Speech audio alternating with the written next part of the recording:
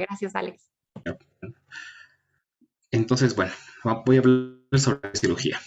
Un tratamiento conservador ineficiente en gliomas de alto grado. Y bueno, para iniciar, como les estaba contando, les voy a presentar el caso. Él es Marco, tiene 38 años de edad, es diestro, es arquitecto de profesión. El único antecedente que tenía es que tenía un tabaquismo leve. Acude a emergencias por un cuadro de parálisis facial de derecha. Y en el examen físico lo único importante que se encontró es esto mismo, parálisis facial derecha en central. Y en escala muscular y en escala y en la fuerza muscular de todo el hemicuerpo derecho se evidenció que es un Daniels 4/5. Se le realizaron exámenes de sangre y todo estaba normal, por lo tanto se empezaron a realizar estudios de imagen.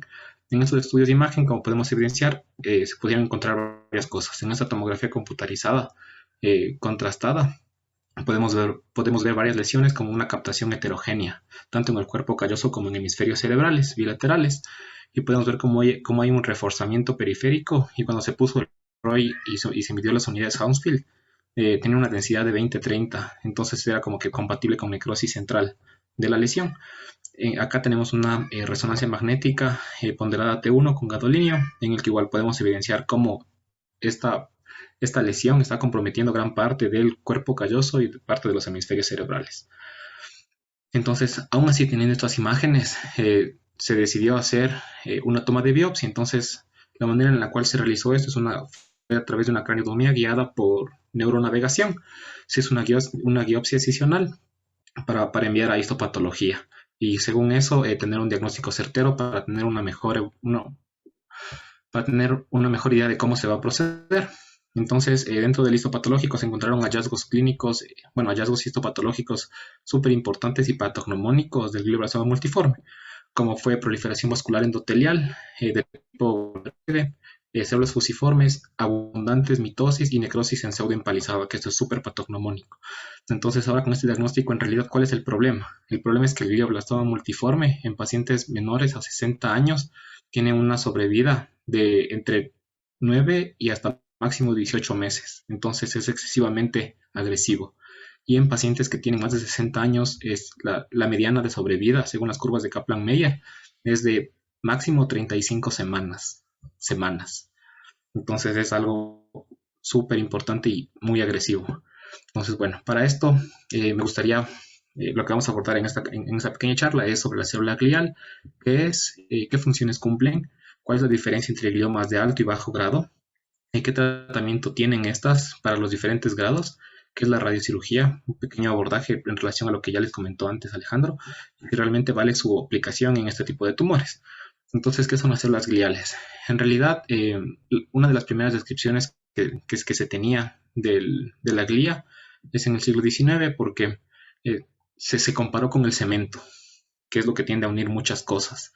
Entonces, son pequeñas células que carecen de axones o dendritas y que se encuentran tanto en el sistema nervioso central como en el periférico, como podemos evidenciar aquí. En el central podemos ver células ependimarios, astrocitos y oligodendrocitos y la microglía. Y en el periférico, células satélites y células de Schwann. Pero ahora, ¿cuál es la función que tienen estas células? En realidad, tienden a modular estos entornos, tanto en el sistema nervioso central como en el periférico. Disminuyen la actividad de la sinapsis, entonces las modulan y también ayudan a la captación de neurotransmisores. Entonces, en el sistema nervioso central sabemos que los oligodendrocitos eh, son capaces de fabricar vainas de mielina. Entonces fabrican, reparan y organizan estas vainas de mielina. Se encuentran en un solo axón, que eso es súper importante, que es característico de estos, y no van a permitir que la información que está pasando a través de este axón se filtre. Entonces, ahora, los astrocitos a través de sus podocitos, que son como pequeñas pies que tienen, van a permitir la formación de la barrera hematoencefálica y las células ependimarias van a recubrir todo el canal del canal ependimario. En el sistema nervioso periférico vamos a tener las células satélite y las células de Schwann. Las células de Schwann son como los oligodendrocitos, pero en el periférico, y estas sí abordan a muchos axones, que eso es importante. Y las células satélites se pueden ver que están asociadas a los ganglios sensitivos y autonómicos. Y aquí, y al último, y que quería comentarles un poquito más, es de la microglía. La microglía, a pesar de considerarse una célula dentro del sistema nervioso central, se ha visto que no se limita a este centro. ¿Por qué? Porque esta tiende a migrar o a hacer pequeños recorridos hacia el sistema nervioso periférico, modulando la inmunidad que existen entre estos dos sistemas. Entonces, tiene una función como un macrófago-like. Entonces, es esta, la microglía, la que nos permite hacer la poda neural de las conexiones que no vamos a necesitar en el futuro cuando éramos jóvenes. Entonces, estas eliminan conexiones erróneas o que simplemente no van a ser utilizadas en el futuro. Por eso es súper importante para el desarrollo cognitivo la microglía. Ahora, a pesar de que ya les comenté un poquito más, vamos a hablar un poco de qué es la neurona versus, o sea, cuál es la diferencia entre la neurona y la célula de la glía. Entonces, tal cual, la glía no transmite impulsos eléctricos y la neurona sí.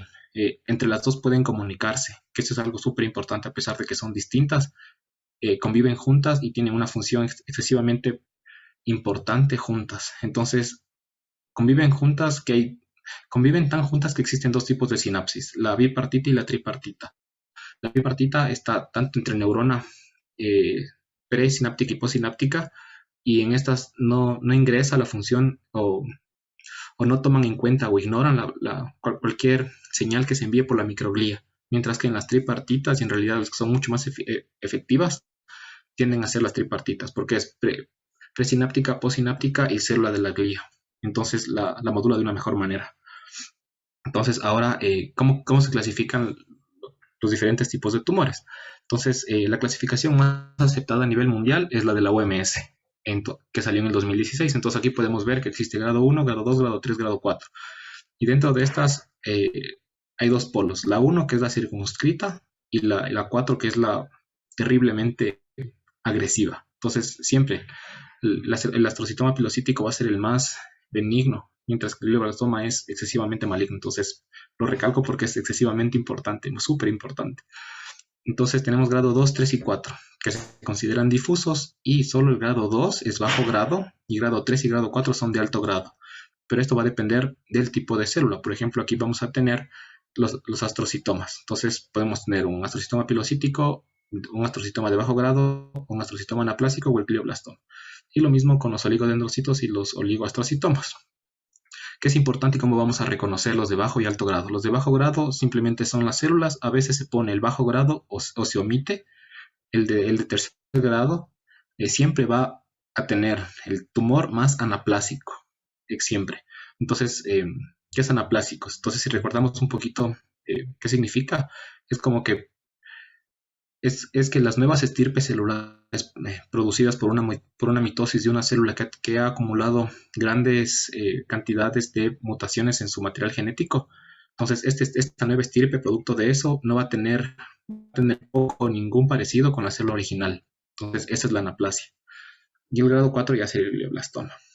Entonces, ahora, ¿en qué se diferencia esta clasificación que les estoy diciendo ahorita, que salió en el 2016, con las previas que han salido y con las futuras que van a seguir apareciendo en el tiempo? Entonces, por ejemplo, aquí podemos volver a ver el astrocitoma, el oligoastrocitoma, el oligodendroglioma y el glioblastoma. Entonces, vemos que no solo es importante el nombre, sino que qué tipo de mutación está asociada a cada tumor. Entonces, por ejemplo, aquí vemos el IEDH, que si recordamos es la isocitrato deshidrogenasa. Entonces podemos ver si está o no está mutada. Y aún así, sabiendo que está mutada, hay otros tipos de mutaciones que están asociados a esto. Por ejemplo, la mutación del TP53. Si recordamos, el TP53 es el guardián del genoma, eh, es el que va a cumplir un papel esencial en la interrupción de una mitosis aberrante de células que han tenido muchas mutaciones y que no se han podido reconstruir o reparar. O también puede estar asociado a síndromes, como por ejemplo las alfa-talasemias o las de lesiones del BX. Entonces, básicamente, esta es la principal diferencia que está modificando estas clasificaciones. Por ejemplo, hasta antes del 2016 no se hablaba de IDH mutado o de ninguna mutación genética. Por ejemplo, esta tabla la saqué literalmente del artículo que publicó la OMS, y podemos ver tanto de bajo grado como de alto grado. En el de bajo grado vemos que es astrocitoma difuso, IDH mutado, nativo o no especificado, y así en cada una. Entonces, los cambios que se van a venir dando a posterior de esto en relación a esta clasificación es que a pesar de saber que es IDH mutado, vamos a seguir encontrando más mutaciones a medida que el desarrollo genético vaya incrementándose. Entonces, quizás podemos tener un astrocitoma con IDH mutado, otro con otra mutación que se trate con X y quizás con otra mutación que se trate con otro tratamiento completamente diferente, como por ejemplo con Y. Entonces, esto es importante y estas son las clasificaciones que se van a venir. A pesar de que ahora, sabiendo o sin saber si es IDH mutado o no, el tratamiento es el mismo para los de bajo y alto grado. Pero quizás el tratamiento se modifique según lo que vaya apareciendo y según las nuevas clasificaciones, que eso es importante. Entonces ahora, ¿cuál es el tratamiento que ha sido aceptado mundialmente para cada grado de tumor? Entonces, por ejemplo, el grado 1 es el típico astrocitoma pilocítico. Entonces, por ejemplo, aquí podemos evidenciar una imagen clara representativa de este tipo de tumor. Entonces, aquí vemos una resonancia magnética en T1 con contraste. Es un astrocitoma pilocítico que se encuentra a nivel de cerebelo y por debajo de la tienda del tentorio, como podemos evidenciar aquí. Entonces, estos son característicos en niños y en niños que se ubican en el cerebelo o en el tronco encefálico. Muy raramente en los hemisferios cerebrales y también es raro que aparezcan en adultos. Entonces, el tratamiento inicial es simplemente la observación. Pero, ¿cuándo no se puede observar?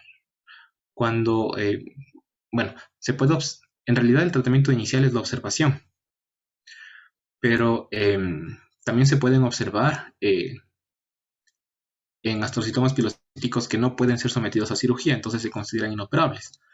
Entonces, pero ¿qué se considera inoperable entonces? Entonces, básicamente, o algo que se considera inoperable es que un tumor no se puede extirpar quirúrgicamente, porque en la mayoría de situaciones o hay muchos tumores dentro de un área específica, o el área específica se encuentra ubicada o se encuentra rodeada de áreas excesivamente importantes y que tienen un riesgo de que al intentar sacar este tumor puedan generar una lesión potencial que tenga una mayor morbilidad en el paciente a posterior.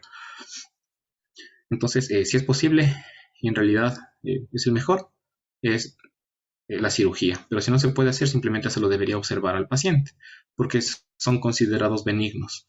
Y la radiación simplemente se la reserva cuando se ha visto en el seguimiento de estos tumores que no se han podido resecar, que se han ido modificando con el tiempo, a pesar de que es muy raro. Pero se la considera como parte del tratamiento también. En el grado 2, aquí podemos, si recordamos, eran los astrocitomas, los oligoastrocitomas y los oligodendrogliomas. Entonces, aquí vemos una resonancia magnética con un astrocitoma. Entonces, estos ocurren mayormente en población adulta de 20 a 50 años y se localizan más en hemisferios cerebrales. Entonces, son mucho más infiltrativos y pueden generar recurrencias a pesar de tratarlos adecuadamente. Entonces, a estos se los debe observar a pesar de que no es de elección. El tratamiento de elección en realidad es la cirugía, porque como vimos, se infiltran y tienden a generar recurrencias.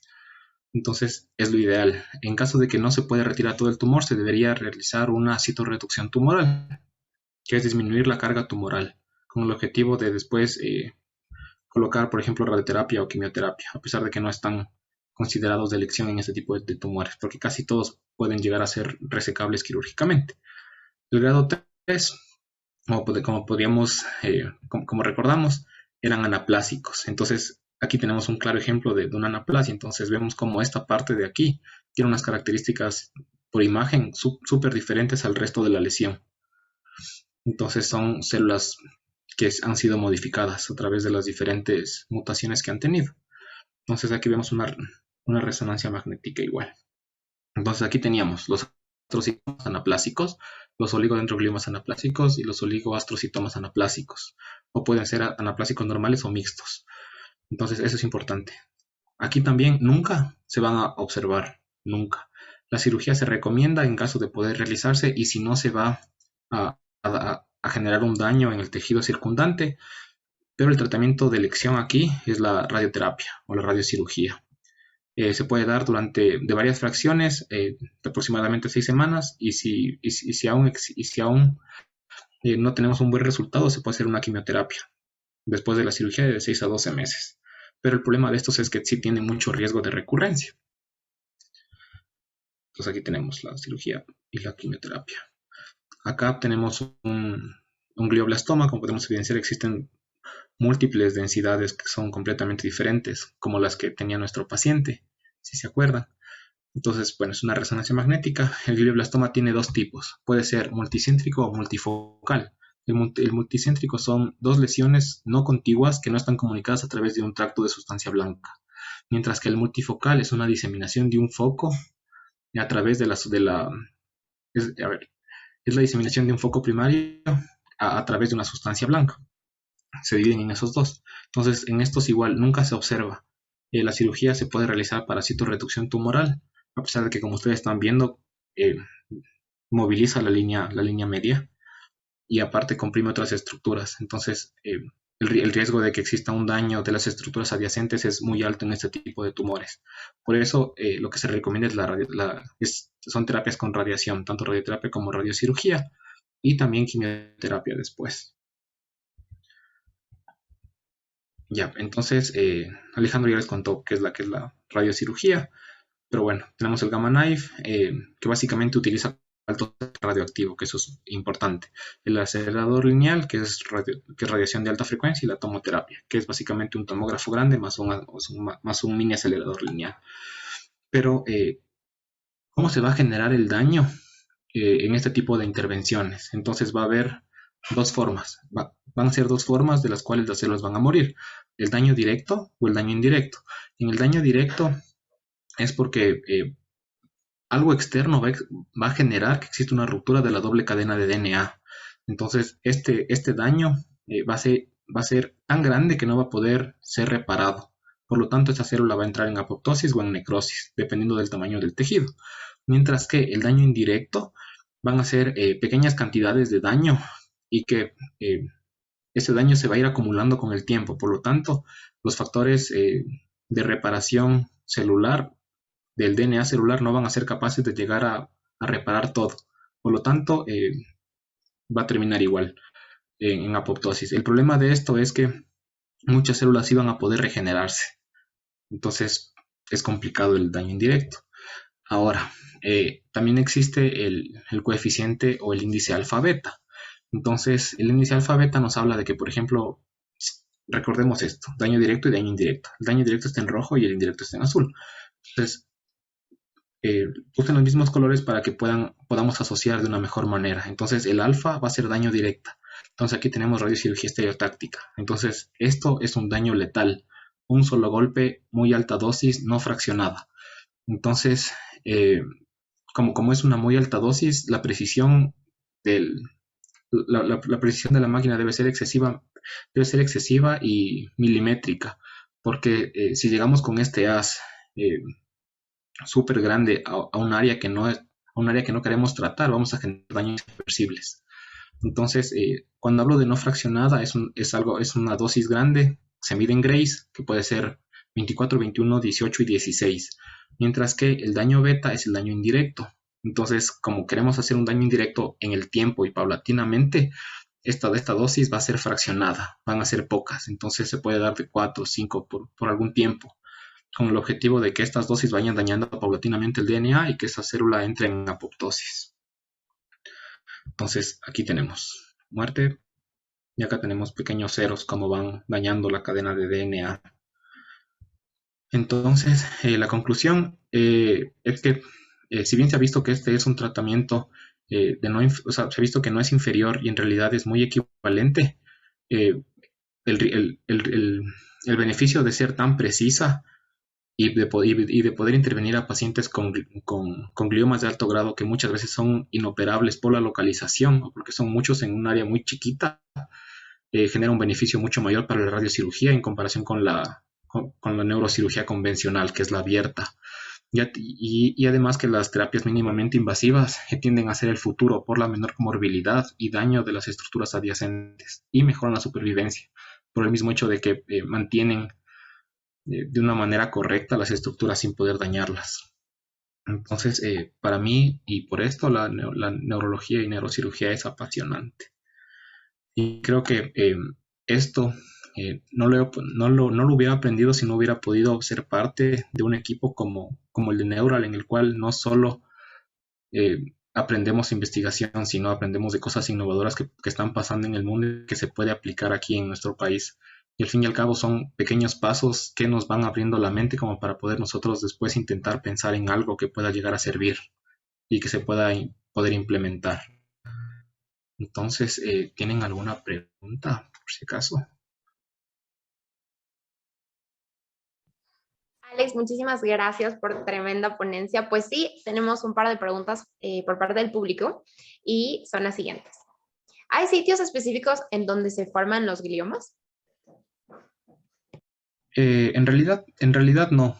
Vimos que existen varios tipos de células, tanto en el sistema nervioso central como en el periférico. Entonces, eh, pueden ubicarse en cualquier parte donde exista alguna célula de la glía, a pesar de que hay un predominio dependiendo del tumor, como por ejemplo del astrocitoma pilocítico que era en cerebelo y en puente. Ujú. Pero puede aparecer en cualquier parte de la economía neurológica donde aparezcan estas células. Volviendo a adentrarnos en el tema de ¿los gliomas se limitan solo al sistema nervioso central o también pueden presentarse en el sistema nervioso periférico? Pueden aparecer en el periférico también, pero no son tan frecuentes como en el sistema nervioso central. Listo. Otra pregunta más respecto a lo que hemos hablado el día de hoy es, ¿sabes si en Solca se utiliza este tratamiento? De lo que tengo entendido, sí utilizan en Solca, hacen radiocirugía para gliomas, pero para solo gliomas de alto grado, todos los anaplásicos y el glioblastoma.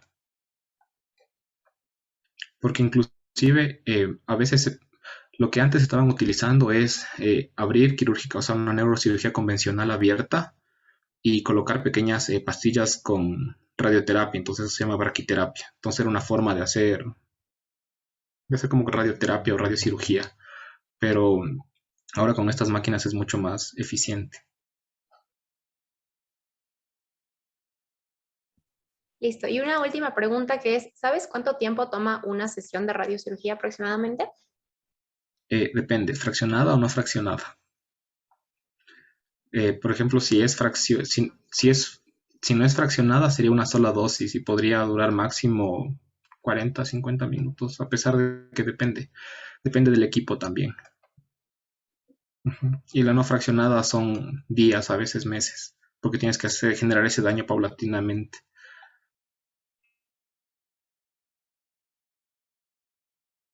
Listo. Y ahora sí, una última pregunta por parte de nuestro público es, ¿cuánto tiempo es considerable o se considera para hacer la cirugía después de la detección?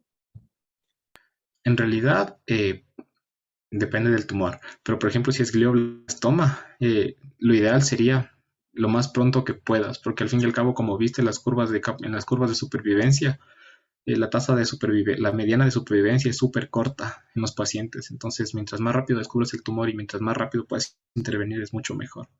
Pero no tengo una idea clara de cuánto tiempo es lo ideal o es lo óptimo o cuánto máximo puedes llegar a esperar.